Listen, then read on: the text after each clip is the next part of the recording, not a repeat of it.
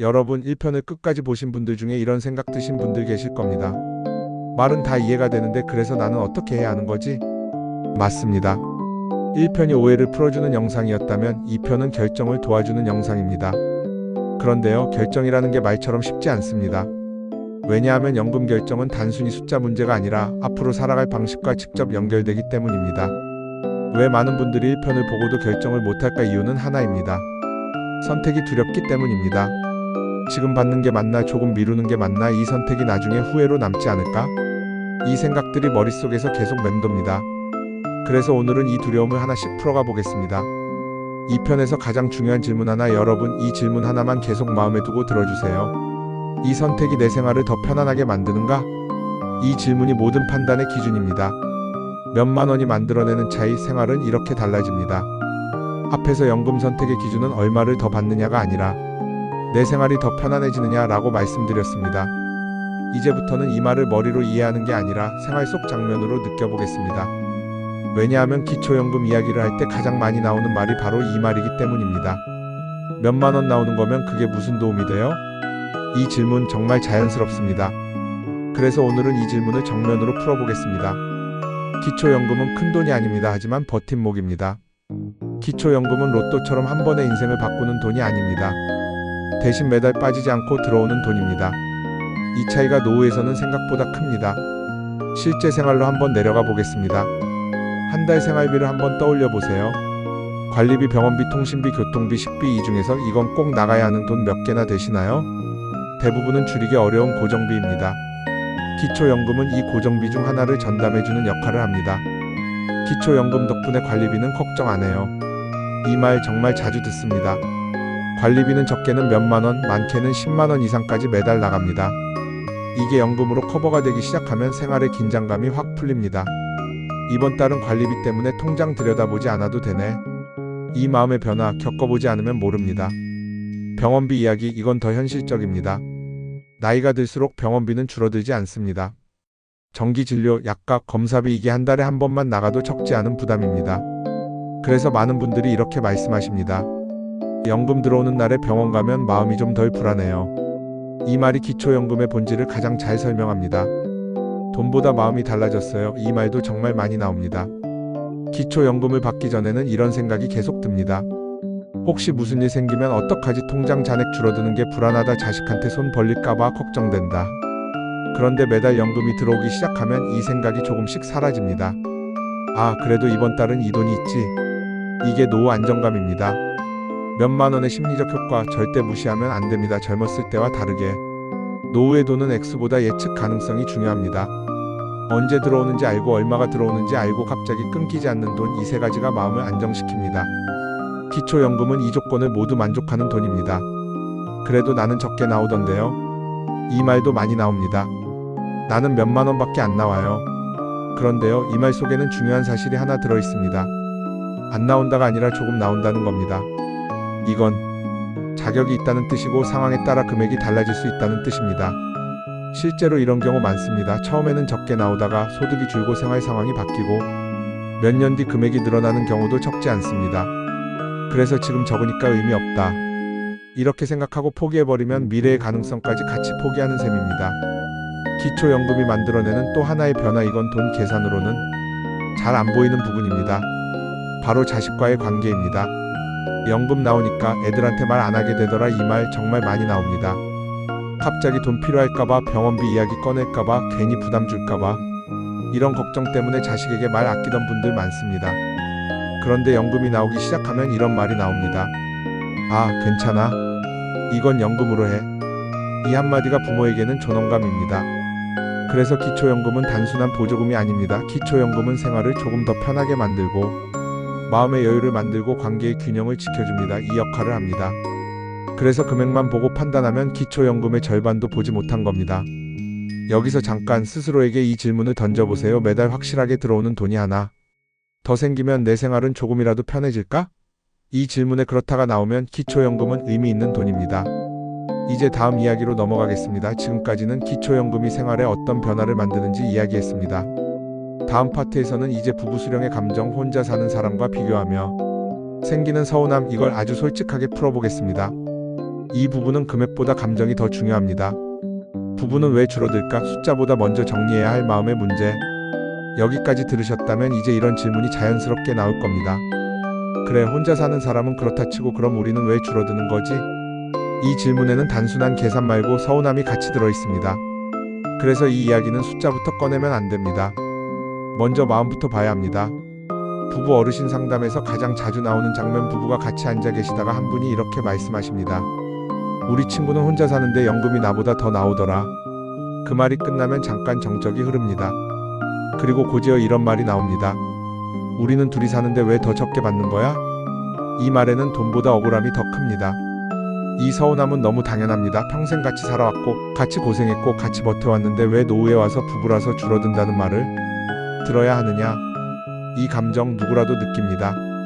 그래서 이 감정을 무시하면 안 됩니다. 나라의 계산은 감정이 아니라 구조를 봅니다. 나라에서는 이렇게 봅니다. 혼자 사는 사람은 모든 지출을 혼자 감당, 부부는 일부 지출을 나눌 수 있음. 이 기준으로 기초연금을 계산합니다. 이건 사랑이 있냐 없냐의 문제가 아니라 생활 구조를 보는 겁니다. 하지만 여기서 꼭 짚고 가야 할 게 있습니다. 이 계산은 부부가 항상 덜 받는다는 뜻이 아닙니다. 각자 받는 금액은 줄어들 수 있어도 합치면 생활에는 도움이 됩니다. 이 차이를 분리해서 봐야 합니다. 실제 부부 대화 이런 식입니다. 여보, 나 연금이 친구보다 적어. 그래도 둘이 합치면 관리비는 나오잖아. 이 대화 속에는 중요한 포인트가 있습니다. 비교 대상을 어디에 두느냐입니다. 비교를 잘못하면 계속 서운해집니다. 비교를 혼자 사는 친구와 하면 계속 억울합니다. 하지만 비교를 연금이 전혀 없는 상황과 하면 느낌이 달라집니다. 연금 없을 때 지금 연금 있는 상황, 이 둘을 비교해보면 분명히 생활은 나아졌습니다. 많은 분들이 여기서 판단을 잘못합니다. 그래도 줄어드는 게 싫어서 신청 안 할래. 이 선택 정말 많이 받습니다. 그런데 이건 서운함 때문에 생활의 도움을 포기하는 선택입니다. 이게 나중에 가장 아쉬움으로 남습니다. 실제 사례 하나 더 말씀드릴게요. 74세 부부 어르신 이야기입니다. 처음 상담하실 때 이렇게 말씀하셨어요. 부부는 감액된다길래 그냥 안 받으려고요. 그래서 제가 이렇게 여쭤봤습니다. 두 분 합치면 매달 얼마 정도 되시겠어요? 금액을 계산해보니 관리비, 공과금 이 두 가지를 충분히 커버하는 수준이었습니다. 그제야 이분이 이런 말씀을 하셨어요. 아, 이렇게 보니까 생각보다 괜찮네. 숫자를 따로 보면 적어 보이고 생활로 보면 달라집니다. 기초연금은 개인 용돈이 아닙니다. 생활비의 일부입니다. 이 관점으로 보면 부부 감액은 완전히 다르게 보입니다. 또 하나의 서운함, 우리는 같이 살아서 손해보는 느낌. 이 감정도 정말 자주 나옵니다. 혼자 살면 더 받는데 우리는 같이 살아서 덜 받네. 이 말 속에는 외로움과 비교 심리가 섞여 있습니다. 그런데 이 부분은 이렇게 생각해 보셔야 합니다. 같이 산다는 건 비용만의 문제가 아닙니다. 같이 산다는 건 병원 갈 때 함께 가고 갑자기 아플 때 서로 보고 밤에 혼자가 아니라는 것, 이런 안전망이 있습니다. 연금은 이 안전망 위에 조금 더 안정감을 얹어주는 돈입니다. 그래서 나라의 기준은 완벽하지는 않아도 이런 구조를 반영한 겁니다. 이 기준이 모든 감정을 완벽하게 해결해주지는 못합니다. 하지만 부부라서 의미 없다는 판단은 너무 극단적입니다. 이제 자연스럽게 노령연금 선택 이야기로 넘어가 보겠습니다. 부부 이야기를 하다 보면 곧 이런 대화가 나옵니다. 연금은 당신 생각은 어때? 나는 빨리 받는 게 좋을 것 같은데. 이제부터는 부부간 선택 갈등 이야기입니다. 부부 사이에서 연금 선택이 어려운 이유, 부부는 같이 살지만 생각은 다를 수 있습니다. 한 분은 지금 받는 게 편하다, 다른 한 분은 조금 미루면 더 좋지 않나? 이 차이가 연금 이야기에서는 더 크게 느껴집니다. 여기서 가장 위험한 선택, 상대 말에 맞춰서 내 생각을 억누르는 것. 연금은 누가 양보해서 끝나는 문제가 아닙니다. 각자의 생활 안정이 기준이어야 합니다. 그래서 부부에게 꼭 필요한 대화 한 가지, 우리가 언제부터 어떤 생활을 원하는지, 지금 당장의 안정, 몇 년 뒤의 여유, 이걸 같이 이야기해 보셔야 합니다. 이 파트의 핵심 정리, 부부 감액은 감정적으로 서운할 수 있다. 하지만 생활 기준으로 보면 의미가 있다. 비교 대상이 중요하다. 부부는 숫자보다 생활과 마음을 먼저 본다. 이렇게 정리하시면 됩니다. 65세에 받았을 때의 나, 70세까지 미뤘을 때의 나. 연금 이야기를 하다 보면 결국 이 질문으로 모입니다. 나는 언제부터 받는 게 맞을까? 이 질문이 어려운 이유는 정답이 없기 때문입니다. 하지만 정답은 없어도 후회가 덜 남는 선택은 있습니다. 그래서 이번에는 숫자 설명을 잠시 내려놓고 시간을 따라가 보겠습니다. 먼저 65세에 바로 받았을 때의 이야기입니다. 65세, 회사 일을 그만두거나 일의 강도를 줄이기 시작하는 시기입니다. 아직 몸은 그럭저럭 괜찮고 아직은 할만하다는 생각도 듭니다. 하지만 통장을 보면 이런 생각이 스멀스멀 올라옵니다. 앞으로 이 통장이 얼마나 버텨줄까? 65세에 연금을 받기 시작한 분들의 공통된 말, 이분들은 이렇게 말씀하십니다. 금액이 크진 않은데 마음이 편해졌어요. 왜냐하면 매달 들어오는 돈이 하나 생겼기 때문입니다. 적어도 영원은 아니라 갑자기 끊기지 않는다. 언제 들어오는지 안다. 이 세 가지가 사람 마음을 놀라울 정도로 안정시킵니다. 65세에 받으면 생기는 변화들, 병원 예약 잡을 때 망설임이 줄어듭니다. 관리비 고지서 봐도 숨이 덜 막힙니다. 자식에게 괜찮아라는 말을 조금 더 쉽게 하게 됩니다. 이 변화는 통장 숫자보다 생활 태도를 바꿉니다. 조금만 더 버텨볼까라는 생각도 함께 옵니다. 65세에 받는 분들 중에는 이런 생각도 합니다. 조금만 더 미뤘으면 금액이 더 올라갔을 텐데. 이 생각 자체는 잘못이 아닙니다. 다만 이 생각이 지금의 안정감을 흔들기 시작하면 다시 점검이 필요합니다. 이제 70세까지 미뤘을 때 이야기를 해볼게요. 연금을 미루기로 결정한 분들은 대개 이런 상황입니다. 아직 일하고 있다, 다른 소득이 있다, 생활비 여유가 있다. 이 조건이 맞으면 연기연금은 충분히 고려할 만한 선택입니다. 70세까지 미룬 분들이 처음 느끼는 감정, 70세가 되어 연금을 받기 시작할 때 이런 말을 많이 하십니다. 아, 확실히 금액은 크네. 맞습니다. 매달 받는 금액은 눈에 띄게 큽니다. 이건 부정할 수 없는 장점입니다. 그런데 그 전에 있었던 시간은 어땠을까요? 이 부분을 많은 분들이 잘 이야기하지 않습니다.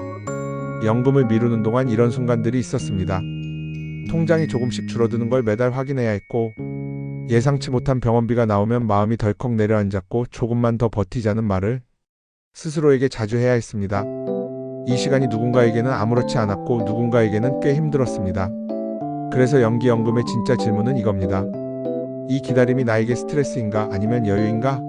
이 질문에 솔직하게 답해야 합니다. 잘 맞았던 사례 하나 더 말씀드릴게요. 69세까지 연금을 미룬 한 어르신은 이렇게 말씀하셨습니다.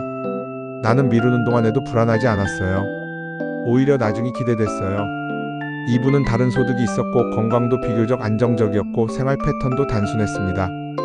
이런 경우에는 연기연금이 잘 맞는 선택입니다. 반대로 힘들었던 사례도 있습니다. 67세에 연금을 미룬 분은 이렇게 말씀하셨습니다. 버틸 수는 있었는데 마음이 계속 불안했어요.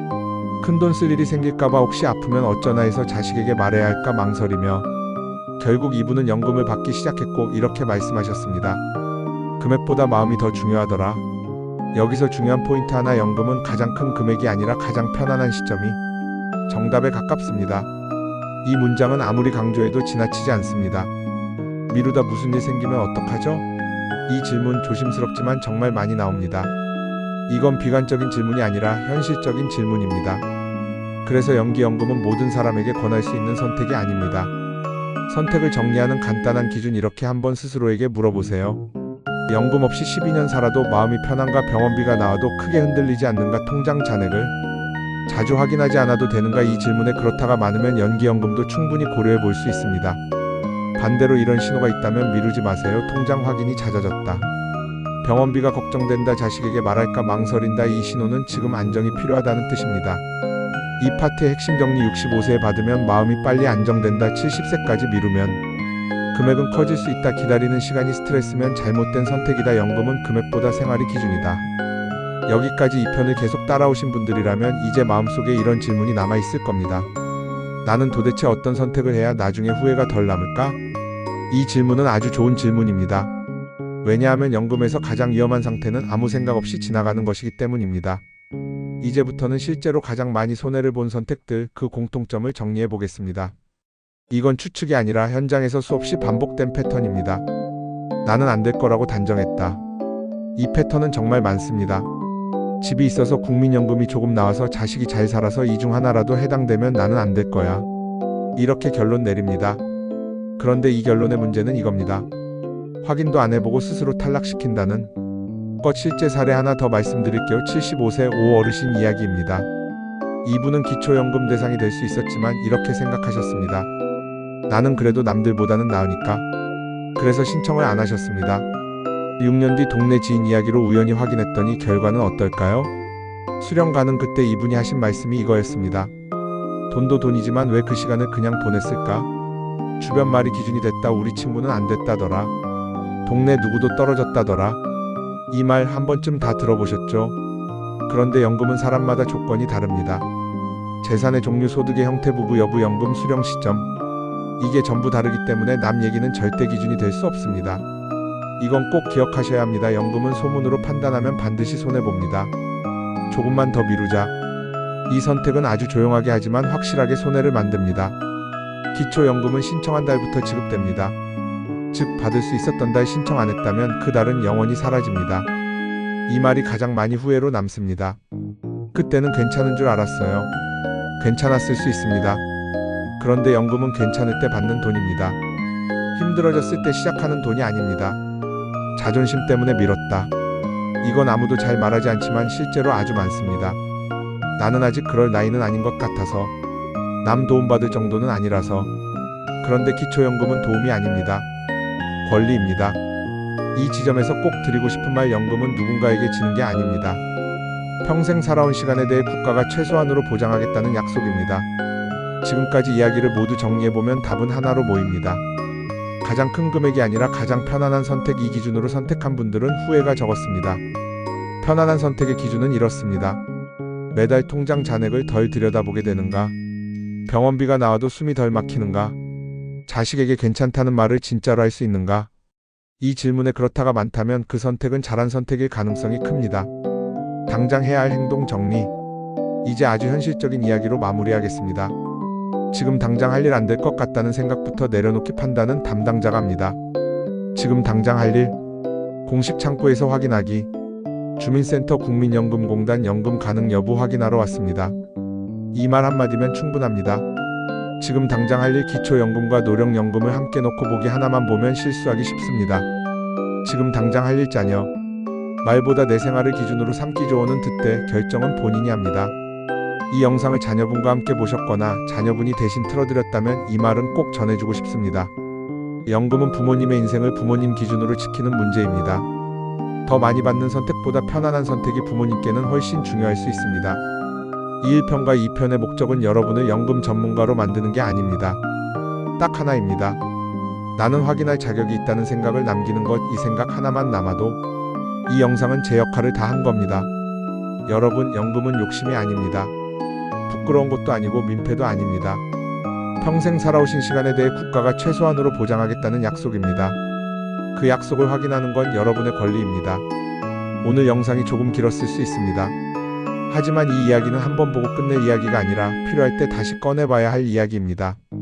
주변에 나는 안 될 거야 라고 말하는 분, 연금 때문에 망설이는 분 계시면 이 영상 꼭 한번 공유해주세요. 그 한 번이 몇 년치 연금을 지켜줄 수도 있습니다.